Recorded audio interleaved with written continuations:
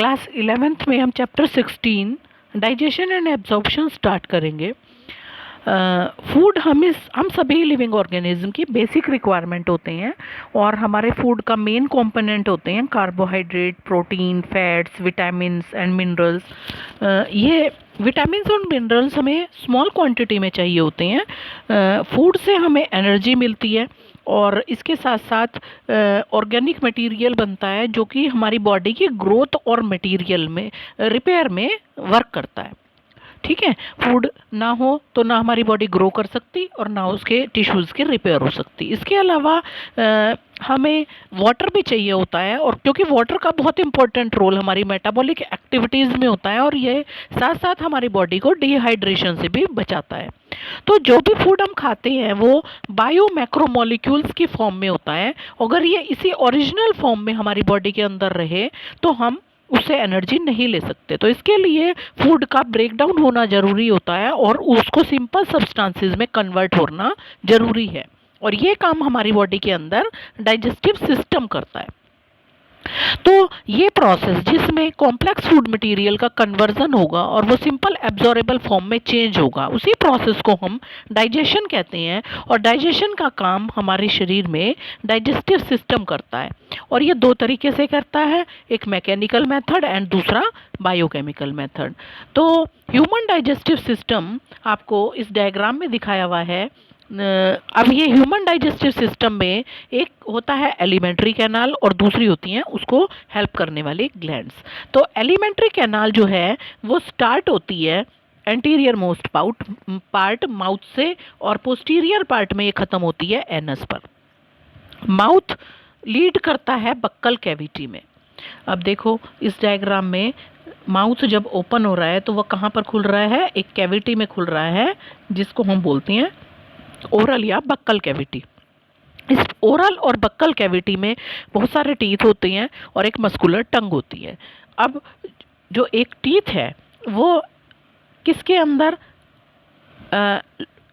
जो जॉ है उसके अंदर सॉकेट बना हुआ है और उसके अंदर वो एम्बेडेड होता है tooth.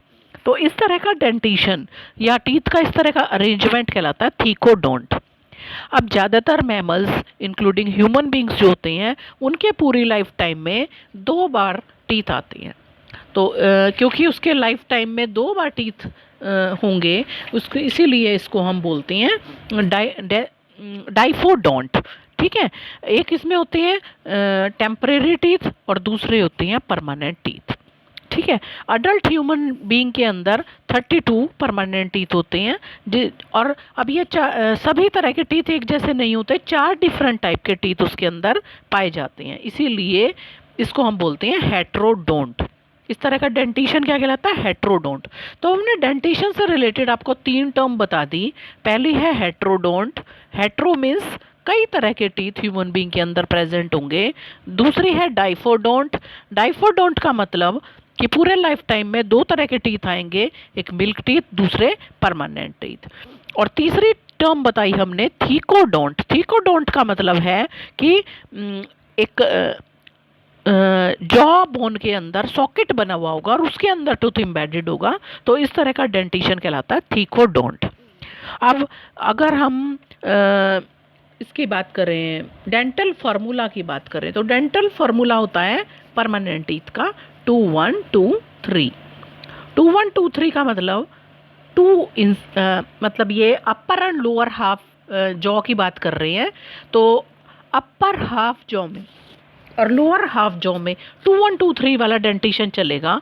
2 incisor, 1 canine, 2 premolar and 3 molars. ठीक है, तो ये मिलाकर हो गए 8। अब 8 हाफ में बताए हमने 8 हैं, तो सेकेंड हाफ में बनेंगे 8 2 जा 16 और ऊपर नीचे के मिला के हो गए 16 और 16 32 टीथ। ठीक है, अब टीथ की जो हार्ड च्युइंग सरफेस होती है, ठीक है, इसको हम बोलते हैं डेंटाइन।